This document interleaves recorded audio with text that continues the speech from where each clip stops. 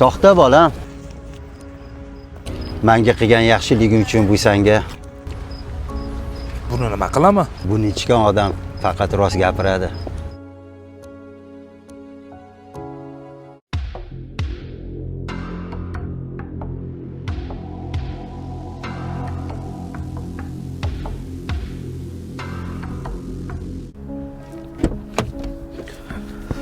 O'rtoq yaxshimisan?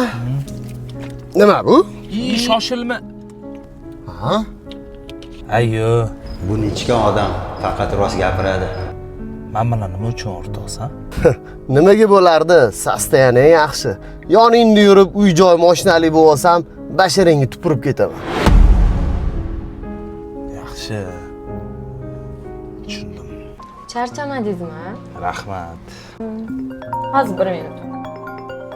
Alo, assalomu alaykum ona, yaxshimisiz? Yaxshi, rahmat. O'zingiz qanaqa?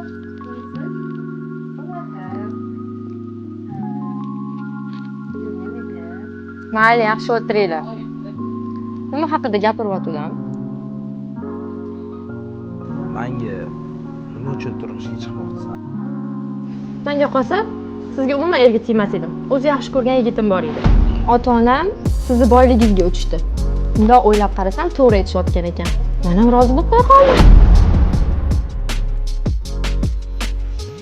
Tushunarli.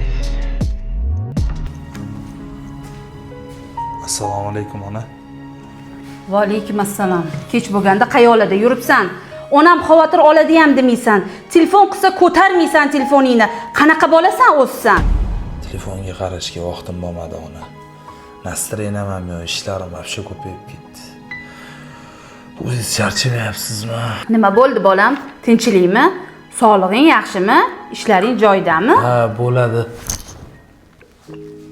Ha, nimaga indamaysan? Gapirishga qo'rqib qoldim ona.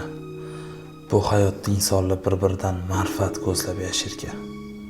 Sizgacha nima qilib bera olaman? Nima kerak ona? Bolam-a, sendan menga hech narsa kerak emas. Sog' bo'lib yonimda yurganingni o'zi men uchun eng katta baxt.